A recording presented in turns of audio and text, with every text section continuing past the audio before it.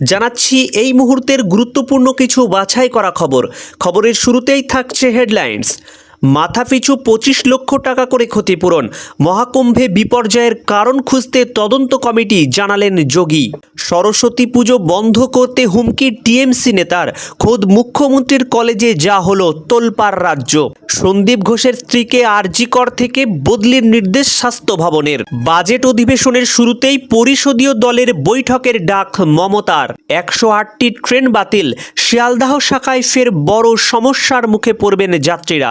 রাষ্ট্রপতির সাক্ষাৎ চান রাজ্যপালের দরবারে নির্যাতিতার বাবা মা। সন্দীপ ঘোষের বিরুদ্ধে চার্জ গঠনের অনুমতি পেয়েও কেন জানানো হয়নি সিবিআইকে শোকজ আদালতের। আসছে বিস্তারিত খবরে। রাষ্ট্রপতির সাক্ষাৎ চান রাজ্যপালের দরবারে নির্যাতিতার বাবা মা। সিবিআইয়ের বিরুদ্ধে অভিযোগ তুলেছিলেন আগেই। এবার আনুষ্ঠানিকভাবে রাজ্যপাল সিবি আনন্দ বোসের সঙ্গে দেখা করে এই বিষয়ে চিঠি দিলেন আরজি করেন নির্যাতিতার বাবা মা। বৃহস্পতিবার সন্ধ্যায় তারা রাজভবনে আসেন। 1 ঘন্টারও বেশি সময় ধরে রাজ্যপালের সঙ্গে তাদের কথা হয়। পরে তারা জানান সিবিআইয়ের বিরুদ্ধে অভিযোগপত্র দিয়েছে, রাষ্ট্রপতির সঙ্গে দেখা করানোর আবেদনও করেছেন। রাজভবন থেকে বেরিয়ে নিহত চিকিৎসক পড়ুয়ার বাবা বলেন, সিবিআই যে তদন্ত ঠিকমতো করেনি তা নিয়ে রাজ্যপালের সঙ্গে কথা হয়েছে, চিঠি দেওয়া হয়েছে রাজ্যপালের কাছে। সিবিআই ঠিকমতো তদন্ত করছে না, সেই বিষয়ে জানিয়েছি রাজ্যপালকে। রাজ্যপাল আমাদের বক্তব্য রাষ্ট্রপতি, কেন্দ্রীয় স্বরাষ্ট্রমন্ত্রী ও প্রধানমন্ত্রীকে জানাবেন। রাষ্ট্রপতির সঙ্গে সাক্ষাতের জন্য চেষ্টাও করবেন তারা। এর আগে বৃহস্পতিবার বিকেলে বিজেপির রাজ্য সভাপতি সুকান্ত মজুমদার তাদের বাড়ি গিয়ে দেখা করেন। সেখানেও তারা তাদের দাবি সহ একটি চিঠি তুলে দেন কেন্দ্রীয় মন্ত্রীর হাতে। নির্যাতিতার বাবার দাবি, তদন্তের কয়েকটি বিষয়ে তাদের প্রশ্ন রয়েছে। শিয়ালদাহ আদালতের বিচারক অনির্বাণ দাসও এই সমস্ত প্রশ্ন তুলেছিল। সেই রকম একাধিক প্রশ্ন, ওই ঘটনার কথা লিখিত আকারে জানানো হয়েছে। নির্যাতিতার বাবা বলেন, আমরা রাষ্ট্রপতির সাক্ষাৎ চাইছি।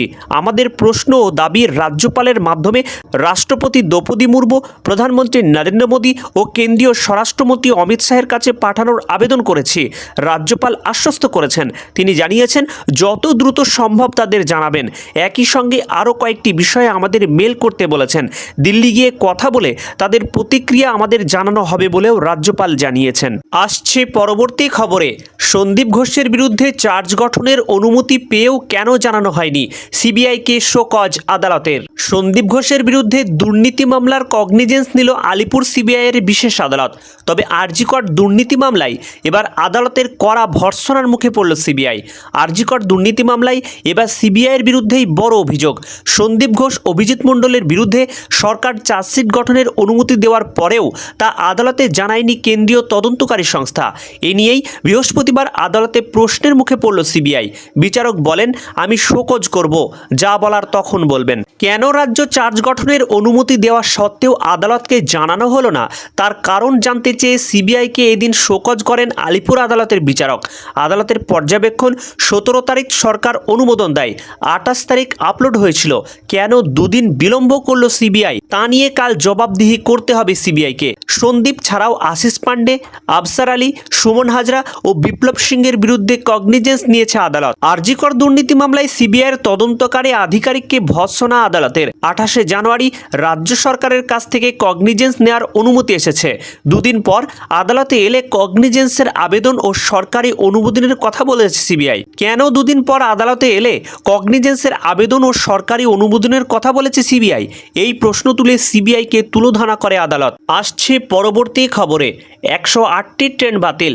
শিয়ালদাহ শাখায় ফের বড় সমস্যার মুখে পড়বেন যাত্রীরা। সম্প্রতি রেলের কাজের জন্য 100 ঘন্টার ট্রেন চলাচল বন্ধ করে দেওয়া হয়েছে ডানকুনি লাইনে। 4 দিন যাতায়াত করতে গিয়ে হয়রানির মুখে পড়তে হবে যাত্রীদের। সপ্তাহ ঘুরতে না ঘুরতেই ফের লোকাল ট্রেন বন্ধ করার কথা ঘোষণা করা হলো শিয়ালদা ডিভিশনের তরফে। প্রতিদিন এই ডিভিশনের উত্তর ও দক্ষিণ শাখায় লক্ষাধিক মানুষ যাতায়াত করেন। বহু মানুষের কাছেই কর্মস্থলে পৌঁছানোর অন্যতম ভরসা এই ট্রেন। তাই সেই লাইন বন্ধ থাকলে বিপাকে পড়তে পারেন সাধারণ মানুষ। শুক্রবার শিয়ালদাহ ডিভিশনের ডিআরএম দীপক কুমার নিগম সাংবাদিক বৈঠক করে ট্রেন বাতিলের কথা জানান। দুদিন অর্থাৎ আগামী 1 ফেব্রুয়ারি শনিবার রাত থেকে 3 ফেব্রুয়ারি সোমবার ভোর পর্যন্ত শিয়ালদায় দক্ষিণ শাখায় শিয়ালদা বারুইপুর রুটে মোট 108টি ট্রেন বাতিল থাকবে। জানা গিয়েছে কাকুরগাছি ও বালিগঞ্জে ইন্টারলকিংয়ের কাজের জন্য এই ট্রেন বন্ধ থাকবে, আর তার জেরেই সমস্যায় পড়তে চলেছে বজবজ ও বারুইপুর শাখার যাত্রীরা। অবশ্য লক্ষ্মীকান্তপুর লাইনে ট্রেন চলাচল স্বাভাবিক থাকবে। মোট 52 ঘন্টায় 108টি ট্রেন বাতিল থাকছে। আগামী 1 ফেব্রুয়ারি 59টি ট্রেন বাতিল থাকবে। রবিবার অর্থাৎ 2 ফেব্রুয়ারি 49টি ট্রেন বাতিল থাকবে। বাকি লাইনের পরিষেবা স্বাভাবিক থাকবে বলে জানানো হয়েছে। চক্ররেল পরিষেবাও স্বাভাবিক থাকবে। আগামী 3 ফেব্রুয়ারি থেকে পরিষেবা স্বাভাবিক হবে। আসছি পরবর্তী খবরে। বাজেট অধিবেশনের শুরুতেই পরিষদীয় দলের বৈঠকের ডাক মমতার। বাজেট অধিবেশন বসছে 10 ফেব্রুয়ারি, যার প্রথম দিনই বিধানসভায় পরিষদীয় দলের বৈঠক ডাকলেন মুখ্যমন্ত্রী মমতা বন্দ্যোপাধ্যায়। শীতকালীন অধিবেশনেই এমন একটা বৈঠক থেকে দলের কর্তব্য ও নীতি নিয়ে একাধিক নির্দেশ দিয়েছেন মুখ্যমন্ত্রী মমতা বন্দ্যোপাধ্যায়। দল ও বিধানসভা পরিচালনার ক্ষেত্রে কি কি নির্দেশিকা মেনে চলা অবশ্য কর্তব্য তাও নির্দিষ্ট করে দিয়েছেন। রীতিমতো কড়া মেজাজে সেদিন বৈঠকে দলকে বার্তা দিয়েছিলেন মমতা। এবার বাজেট অধিবেশনের শুরুতেই সেই বৈঠক ডাকলেন তিনি। অধিবেশন শুরু হচ্ছে দুপুর 2টোয়, তার আগেই সেই বৈঠক সেরে নেবেন। থাকবেন দলের রাজ্য সভাপতি সাংসদ সুব্রত বক্সীও। 26-এর বিধানসভা ভোটের আগে মমতা বন্দ্যোপাধ্যায় সরকারের এটাই শেষ পূর্ণাঙ্গ বাজেট। পরের বছর বিধানসভা ভোটের আগে ভোট অন অ্যাকাউন্ট করতে হবে। ফলে এবারের বাজেট অত্যন্ত গুরুত্বপূর্ণ হতে চলেছে বলেই মনে করছে বিশেষজ্ঞ মহল। এতে থাকতে পারে উল্লেখযোগ্য ঘোষণাও। সেই ঘোষণাকে সামনে রেখে আগামী 1 বছরে দল ও সরকারের কি ভূমিকা হবে তা নিয়ে বৈঠকে আলোচনা হতে পারে। সঙ্গে অধিবেশনের দলীয় বিধায়কদের কেমন ভূমিকা থাকবে, কোন কোন বিষয়ের ওপর বেশি গুরুত্ব দিতে হবে পরিষদীয় দলের বৈঠকে তা নিয়ে আলোচনা করতে পারেন মমতা। বৈঠকে দলের সব বিধায়কদের হাজির থাকার নির্দেশ দেওয়া হয়েছে। বৈঠকে আলোচনায় উঠে আসতে পারে বিধায়কদের আচরণের বিষয়টিও। সম্প্রতি অশোকনগরের বিধায়ক নারায়ণ গোস্বামী ও মুর্শিদাবাদের ভরতপুরের বিধায়ক হুমায়ুন কবিরকে দলীয় শৃঙ্খলা ভঙ্গের অভিযোগে শোকজ করা হয়েছে। অনুমান করা হচ্ছে এই নিয়ে দলীয় বিধায়কদের আবারও বার্তা দিতে পারে মমতা। আসছে পরবর্তী খবরে। সন্দীপ ঘোষের স্ত্রীকে আরজিকর থেকে বদলির নির্দেশ স্বাস্থ্য ভবনের। এবার বদলি সন্দীপ ঘোষের স্ত্রী। আরজিকর হাসপাতালের প্রাক্তন অধ্যক্ষ সন্দীপ ঘোষের স্ত্রী সঙ্গীতা ঘোষকে বদলি করা হলো। এতদিন তিনি ছিলেন আরজিকর মেডিকেল কলেজ ও হাসপাতালের মাইক্রোবায়োলজি বিভাগের সহকারী অধ্যাপক চিকিৎসক। এবার তাকে বদলি করে পাঠানো হলো বেলেঘাটা আইডি হাসপাতালে। এই মর্মে বৃহস্পতিবার একটি বিজ্ঞপ্তি জারি করেছে স্বাস্থ্য ভবন। সন্দীপ ছিলেন আরজিকর মেডিকেল কলেজ ও হাসপাতালের অধ্যক্ষ। তবে আরজিকরে কর্মরত অবস্থায় তরুণী চিকিৎসকের নারকীয় হত্যাকাণ্ডের পর পরিস্থিতি বদলায়। নির্যাতিতার পরিবার থেকে শুরু করে আন্দোলনে সামিল জুনিয়র চিকিৎসকরা সন্দীপকেই বারবার কাঠগড়ায় তুলেছেন। লাগাতার জেরার পর হাসপাতালের আর্থিক দুর্নীতির মামলায় সিবিআই সন্দীপকে গ্রেপ্তার করে। ফলে তরুণী চিকিৎসকের মৃত্যুর ঘটনার তথ্য প্রমাণ লোপাটের জন্যও তাকে অভিযুক্ত করে কেন্দ্রীয় তদন্তকারী সংস্থা। যদিও এই মামলায় সিবিআই চার্জশিট পেশ করতে না পারায় সন্দীপ সহ আরও একজনের জামিন হয়ে যায়। অন্য মামলায় এখনও জেলে আছেন সন্দীপ। আসছে পরবর্তী খবরে। সরস্বতী পুজো বন্ধ করার হুমকি টিএমসি নেতার। খোদ মুখ্যমন্ত্রীর কলেজে যা হলো তোলপাড় রাজ্য।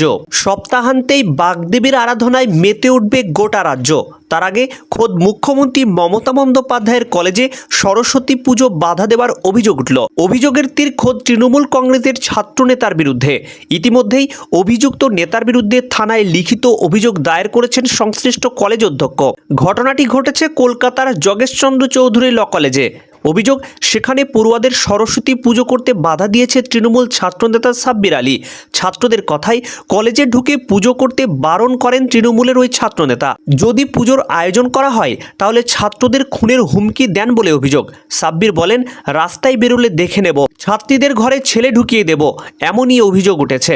কলেজে ঢুকে ছাত্রছাত্রীদের সরস্বতী পুজো করতে বাধা দেওয়া এবং ধর্ষণ খুনের হুমকি দেওয়ার ঘটনায় ইতিমধ্যেই জোর চাঞ্চল্য ছড়িয়েছে। ঘটনার তীব্র নিন্দা করেছেন যোগেশচন্দ্র চৌধুরী ল কলেজের অধ্যক্ষ পঙ্কজ চৌধুরী। ইতিমধ্যেই অভিযুক্ত তৃণমূল নেতার বিরুদ্ধে চারু মার্কেট থানায় লিখিত অভিযোগ দায়ের করেছে সংশ্লিষ্ট কলেজ পড়ুয়ারা। এই বিষয়ে অধ্যক্ষ পঙ্কজ রায় বলেন, আমি সাব্বির আলীর দাপটে কলেজে যেতে পারি না, বাড়ি থেকে কাজ করতে হয়। কলেজে গেলেই ওর ছেলেরা আমায় হেনস্থা করে। যে ঘটনা ঘটেছে সেটা অত্যন্ত নিন্দনীয়। উল্লেখ্য, সরস্বতী পুজোয় বাধা দেওয়া শুধু নয়, তৃণমূলের ছাত্রনেতা সাব্বির আলীর বিরুদ্ধে আগেও অভিযোগ উঠেছে। তার বিরুদ্ধে গুন্ডাগিরির অভিযোগ তুলে কলকাতা হাইকোর্টে মামলা হয়। এরপর উচ্চ আদালতের তরফ থেকে সাব্বিরের কলেজ ক্যাম্পাসে প্রবেশের নিষেধাজ্ঞা জারি করা হয়। তবে এর পরেও এই তৃণমূল নেতা এবং তার শাগরেদরা কলেজ ক্যাম্পাস দাপিয়ে বেড়াচ্ছে বলে অভিযোগ। এবার তার বিরুদ্ধে কলেজে সরস্বতী পুজোয় বাধা দেওয়ার অভিযোগ উঠল। ইতিমধ্যেই এই নিয়ে শুরু হয়েছে জোর চর্চা। আসছে পরবর্তী খবরে, মাথাপিছু 25 লক্ষ টাকা করে ক্ষতিপূরণ। মহাকুম্ভে বিপর্যয়ের কারণ খুঁজতে তদন্ত কমিটি, জানালেন যোগী। মহাকুম্ভে মহা বিপর্যয় নেমে এসেছে পুণ্যস্থান ঘিরে। পদপিষ্ট হয়ে মারা গিয়েছেন 30 জন, আহতের সংখ্যা প্রায় দ্বিগুণ। এত সংখ্যক মানুষের মৃত্যুতে প্রশাসনিক গাফিলতি নিয়ে যখন প্রশ্ন উঠছে, সেই সময় ক্ষতিপূরণ ঘোষণা করলেন উত্তরপ্রদেশের যোগী আদিত্যনাথ সরকার। প্রত্যেক মৃত্যুর পরিবারকে 25 লক্ষ টাকা করে ক্ষতিপূরণ দেওয়ার কথা ঘোষণা করলেন তিনি। ভোররাতে মহাকুম্ভে পদপিষ্ট হওয়ার ঘটনা ঘটে। তার 17 ঘন্টার পর হতাহতের সংখ্যা প্রকাশ করে যোগী সরকার। এরপর রাতে আর্থিক ক্ষতিপূরণের ঘোষণা করেন যোগী। তিনি জানান, মেলা প্রাঙ্গণে পদপিষ্ট হয়ে যতজন মারা গিয়েছে তাদের পরিবারকে 25 লক্ষ টাকা করে ক্ষতিপূরণ দেবে তার সরকার। পাশাপাশি আগামী কয়েকদিন স্নান চলাকালীন যাতে এমন কোনো ঘটনা না ঘটে তার দিকেও গুরুত্ব দেবে তার সরকার। মহাকুম্ভে এত বড় ঘটনা ঘটল কিভাবে? প্রচারে এত জোর দেওয়া হলেও সাধারণ মানুষের নিরাপত্তা কেন গুরুত্ব দেওয়া হলো না, সে নিয়েও প্রশ্ন উঠতে শুরু করেছে ইতিমধ্যেই। যোগী জানিয়েছে, গোটা ঘটনায় উচ্চ পর্যায়ে তদন্ত হবে। যে বা যাদের গাফিলতি ধরা পড়বে কড়া ব্যবস্থা নেওয়া হবে। অবসরপ্রাপ্ত বিচারপতি হর্ষ কুমারের নেতৃত্বে প্রাক্তন ডিজিপি ভিকে গুপ্ত এবং অবসরপ্রাপ্ত আইএএস অফিসার ডিকে সিংহের তদন্ত কমিটি বিষয়টি খতিয়ে দেখবে বলে জানা গিয়েছে। অবসরপ্রাপ্ত বিচারপতি হর্ষ কুমারের নেতৃত্বে প্রাক্তন ডিজিপি ভিকে গুপ্ত এবং অবসরপ্রাপ্ত আইএএস অফিসার ডিকে সিংহের তদন্ত কমিটি বিষয়টি খতিয়ে দেখবে বলে জানিয়েছে যোগী সরকার।